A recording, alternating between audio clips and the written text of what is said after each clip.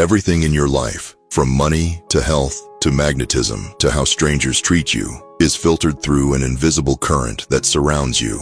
That current is your moral energy field, or mu. Think of mu as your soul voltage. Every thought charges or drains it. Every act stabilizes or scrambles it. Every lie, every addiction, every avoided duty burns its circuits. This is why some people walk into a room and everyone feels them before they speak. And others, no matter what they wear, say, or post, seem to vanish. They're not unlucky. They're disconnected. Their mu is near zero. You don't believe gravity to fall. You don't need to manifest oxygen to breathe. Likewise, these laws don't care about your faith or disbelief. They are ancient operating codes of this realm, invisible software that dictates human outcomes. If you align with them, reality conspires for you. If you violate them, reality corrects you instantly. Not in the next life, not in some afterworld. Here, now.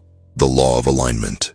When your actions, words, and thoughts synchronize, your mu rises. This alignment bends probability. Coincidences multiply. People appear at perfect timing. The universe becomes responsive, not random. The law of energy exchange. Everything is a transaction of energy. If you give out resentment, you receive decay. If you give value, you attract creation. This is not karma. It's energetic symmetry. The law of stagnation. Stillness is not peace. Stillness is rot when unearned. A man who moves, who builds, gives, prays, creates, keeps the current alive. A man who delays, scrolls, procrastinates, invites parasitic mold. The law of truth. Truth vibrates at a frequency parasites can't survive in.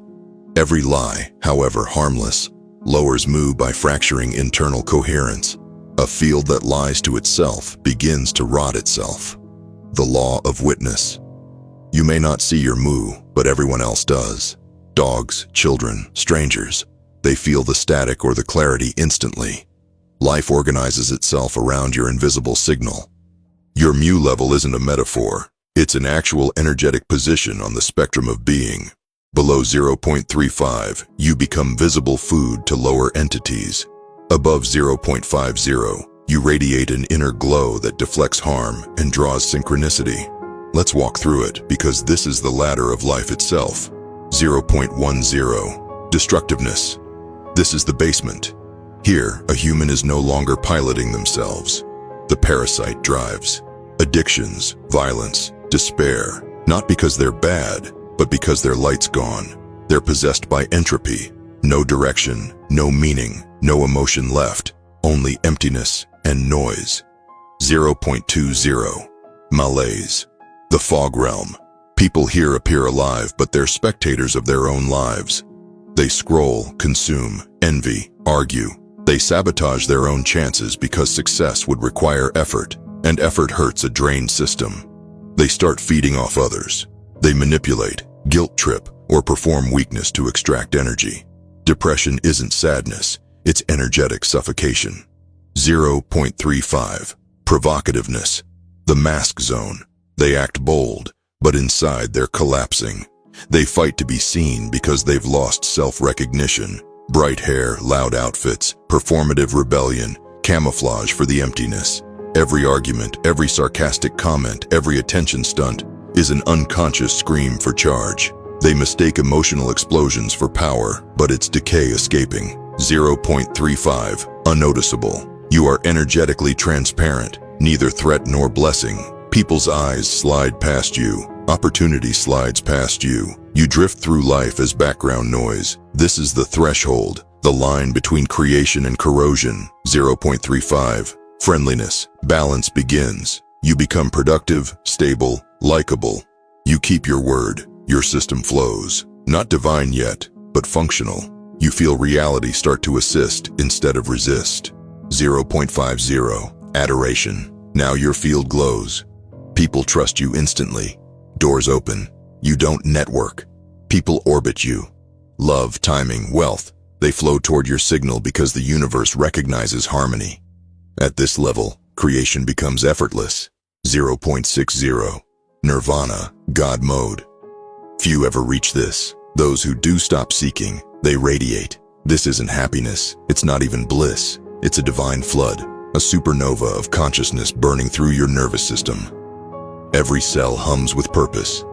Every breath feels like the universe breathing with you. The mind dissolves into clarity. You become a mirror for the universal intellect itself. At this level, your word is command, not because you're manifesting, but because your field has become indistinguishable from source. How the fall begins. Falling below a less than 0.35 doesn't happen overnight. It's a slow corrosion. The parasite seeps in through small leaks. Attention hunger. Loudness replaces presence. Chronic procrastination later becomes your religion. Emotions hijack logic. Rage, drama, chaos, indecision, paralysis. You lose creative authority. Fog speech. Complexity replaces clarity. Manipulative habits. People become fuel, not friends. Noisiness. Constant stimulation hides the void. Sarcasm. Tiny psychic attacks to steal microjolts of energy. Hypocrisy. You shapeshift to survive. Addiction. Every vice becomes a contract signed in moral energy. Each violation drains mu until the field flickers. The body remains, but the pilot is gone. The parasite is not a metaphor. It's a real force, energetic, subtle, ancient. It thrives on stagnation, deceit, indulgence, and noise. It cannot create. It can only feed. When mu drops, your aura thins, and the parasite's tendrils latch on. It whispers excuses, normalizes decay, rewards mediocrity with comfort. It trains you to stay low. The more you delay your purpose, the stronger it grows. It's why you feel exhausted after gossip, porn, fake kindness, or self-pity. You've been harvested. Rising mu isn't about rituals or mantras. It's about purification through precision. Step 1. Cut leakage. Identify one major leak, the habit that owns you. Porn, scrolling, junk food, sarcasm, fake friendships. Seal it. Not forever. Just long enough to feel your power return. Your nervous system will resist. That's how you know it's working. Step 2. Tell the truth. Every lie splinters your field. Say what you mean. Admit when you're wrong. Each truth realigns the current and increases voltage. Step 3. Serve without witness. Give where no one can applaud. Anonymous charity is an atomic bomb for your mu. The parasite can't metabolize purity. Step 4. Create daily. Write, build, sell, train, teach. Creation equals motion. Motion equals purification. Every act of creation burns decay and charges the soul battery. Step 5. Discipline desire. Do not kill desire. Refine it. Desire is sacred fuel when aimed upward. When aimed downward, it becomes addiction. Step 6. Guard input. Music, media, conversations. They all code your field. Every sound you consume imprints vibration. Choose wisely. Step 7. Connect upward. Meditation, prayer, solitude, fasting. All are antenna calibration. You're not manifesting. You're retuning to source bandwidth. Every act of discipline accumulates unseen credit. Every temptation resisted, every truth told, every delayed gratification, it compounds. The universe stores it as moral charge. And when the time is right, it releases it as synchronicity, opportunity, or revelation. That's why miracles often feel like they come out of nowhere. They didn't. They came from your own field's balance sheet. You think you have free will. Not if your mu is below 0.35. Then you are fully programmable. Ads, politics, trends, lust, envy, they remote control you. Only at high mu does free will even exist. At that point, you're not reacting, you're directing. Reality bends around your signal because your inner law matches the universal one. Every moment, you are either charging or draining. Either aligning with the universal intellect or decaying into noise. Either a creator or a conduit for parasites. Raise mu, and you ascend into clarity, presence, and command. Drop mu, and you dissolve into confusion, dependency, and despair. That's the real judgment day. Not after death, but every dawn. The parasite fears one thing, a human who remembers they are divine. Because that human cannot be used, cannot be bought, cannot be programmed. He doesn't need followers. He doesn't need approval. He runs on direct current from source. And that, my friend, is how you live like a god in a realm built for ghosts. Guard your field, charge your mu, obey the hidden laws, and reality itself will kneel. There is a level of mastery so high, the lower mind can't even process it. A level where the game flips, where vengeance turns into voltage. Where you understand that the greatest energetic surge of your life comes not from winning over your enemy, but from helping them. That's right, helping your enemy is the fastest way to skyrocket mu. It's the secret moral detonation most humans will never have the courage to trigger. Understand this. Every enemy is an energetic contract. When someone hurts you, disrespects you, betrays you, a chord is created. That chord hums with low-frequency polarity, resentment, anger, revenge, disgust, and whether you notice it or not, it drains your field every single second you hold that charge. Hate is a tether, revenge is a leash. Even remembering the offense replays the energetic circuit. You think about them, they drink your energy. You curse their name, the parasite gets fed. You win the argument, but you lose the voltage. So what happens when, instead of feeding the circuit, you reverse it? When you do good to the one who wronged you, when you act benevolently in the face of venom, you break the contract, you collapse the polarity, you override the parasite's favorite frequency, resentment. That act doesn't just neutralize the link, it flips the current. The same channel that was draining you becomes a pipeline of divine charge. The moral field responds not to words, but to vibrational intent. When you help a friend, the field rewards you moderately. It's balance. When you help a stranger, it rewards you generously. That's expansion. But when you help an enemy, the field rewards you exponentially. Because now, the field recognizes that you've transcended the duality itself. You've acted from the plane above polarity, the same plane the Creator operates from. The universe runs on conversion of energy. Every evil act sends waves of density through the field. Most people react with density of their own, and the cycle continues. Dark feeds dark, low feeds low. But the rare soul who meets darkness with light performs the ultimate transmutation. He doesn't suppress anger. He transforms it into creation. He doesn't ignore injustice. He channels it into mercy. He doesn't deny his pain. He burns it as fuel for divinity. In that moment, your mood doesn't just rise, it erupts. The reading spikes like a generator reconnecting to the source grid. The nervous system tingles, emotions dissolve. The heart expands into a field that feels infinite. You've entered the frequency of the gods. Those who've done this describe the feeling the same way. It was like the sun exploded in my chest. I felt weightless, like gravity stopped working. My body shook, but it wasn't fear. It was energy overload. What's happening in that moment is a bio-spiritual detonation. The polarity that held your heart hostage suddenly cancels itself out, releasing enormous amounts of stored charge. Decades of repressed rage, bitterness, and blame, gone in one flash of forgiveness turned into action. And make no mistake, this isn't the weak forgiveness of modern spirituality. The I forgive you, but I never forget. That's just moral theater. Real forgiveness is action-based. You move energy, you do something, you act kindly toward the one who deserves it least. And in doing so, you become deserving of divine power.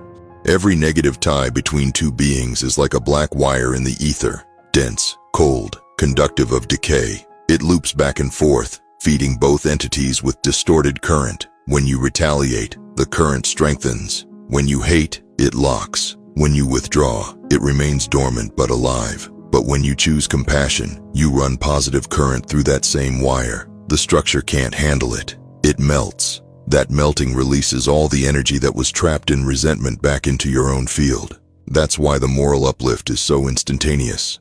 The parasite loses its food source, and the energy it hoarded in your subconscious returns in one high-frequency surge. It's not metaphorical. It's literal, electrical, physiological. Cells realign, hormones balance, thoughts clear, the nervous system stabilizes. That's the true Kundalini rising. Not fantasy, not yoga posing, but moral electricity unleashed. Why almost no one can do it? Because it requires death of ego. It demands that you put down the sword your lower self worships. It's easy to meditate in silence. It's easy to talk about high vibrations on social media, but to look your enemy in the eye, the one who lied, cheated, humiliated, or betrayed, and genuinely wish them well, or even assist them in their struggle, that's divine warfare. It's the highest initiation in this realm because you are not just resisting darkness, you are recoding it. You're saying to the universe, I remember who I am. I will not replicate the pattern. I will transmute it. And the universe responds instantly. He is ready. That moment crowns you energetically. Mu skyrockets. The floodgates open. You feel, tangibly, that you've been plugged back into the source grid. When you act from hate, your field collapses inward. Implosive current. When you act from love, your field expands. Explosive current. Helping a friend creates small explosions. Helping an enemy creates a detonation big enough to restructure your entire auric geometry. On an esoteric level, the moral energy generated in that act vibrates faster than any substance known to human science. It purifies residual trauma, dissolves karmic residue, and raises your overall frequency bandwidth. That's why ascetics, saints, and masters across traditions all end up teaching the same paradox. Love your enemies. Not because it sounds noble, because it's the ultimate cheat code of the soul. What you gain, immediate charge. Mood jumps to the next octave. Karmic release. Debts clear from both sides of the cord. Physical healing. Tension, insomnia, headaches vanish. The body no longer leaks energy in hidden conflict loops. Magnetic charisma. You become luminous, centered, and oddly untouchable. Divine favor. Opportunities, protection, and insights start appearing at impossible timing. It's as if reality itself bows to your new frequency. Because it does. You've joined the vibrational hierarchy of those who create rather than consume. The universe will always test your level. It will send you smaller betrayals, petty haters, critics, backstabbers, all mini simulations to see. Can you hold compassion under fire? Can you rise instead of retaliate? Can you protect your mu when the lower realm throws bait? Every time you answer with peace and power, your voltage stabilizes higher. Eventually, hatred no longer hooks you at all. You see through it. You recognize that every attacker is just a drained soul begging unconsciously for your charge. And instead of giving it through anger, you transmute it through mercy. That's how you win the only game that matters. Helping your enemy is the purest mirror of godhood. Because it's the one act where ego has nothing to gain and soul has everything to give. It's the highest form of rebellion against the parasite, the final proof that it no longer owns you. When you reach this point, you no longer react, you radiate, you no longer fight, you heal by existing. And every act of goodness toward an adversary becomes a thunderclap that shakes unseen worlds. That's what the ancients meant by turning the other cheek. Not weakness, energetic mastery. You take the hit, invert the current, and let heaven answer through you. So when life places an enemy in front of you, don't curse it. Smile. You've just been handed a shortcut to God mode. Because if you can help them, sincerely, without sarcasm, without superiority, then for one breathtaking moment, you and the Creator are indistinguishable. Remember, the parasite feeds on hatred. The Creator feeds on mercy. Choose mercy, and you feed the sun within you. And when that sun ignites, nothing in this world or the next can dim your light again. That's the true surge of Mu. That's the divine voltage. That's the crown of those who dared to love the unlovable. For you, repeat this after me. This is really intense. Helping an enemy. Helping an enemy. Uncomfortable. Whoa. Try helping an enemy. You will get a download like you have never seen. You will be like, oh, like it is trippy. It is trippy. Charity. Giving things away. Another big one. This is major. You get ready for this? This is major. Let someone crap talk you and let them have it. This is a big one. Let someone trash you and let them have it. Go get rejected at a bar or club and be okay with it. Why? Because certain mental patterns is of the physical intelligence or the egoic intelligence. But a certain mental pattern is of the soul. It is of the infinite self. If you knew that you'd live forever, you'd give charity. because you wouldn't care. If you knew that you're indestructible, you wouldn't respond to people dissing you because you wouldn't care. In fact, you'd like it because it connects you more to your essence. If you knew you lived forever, you wouldn't care if you helped an enemy or not. Right? You wouldn't care at all. If you knew you lived forever, you wouldn't care if you're in some sauna because you're connected to that core essence. So what happens is that when you do these uncomfortable things, and this is the analogy of Jesus carrying the cross, that the birth of the soul comes through that disidentification with the ego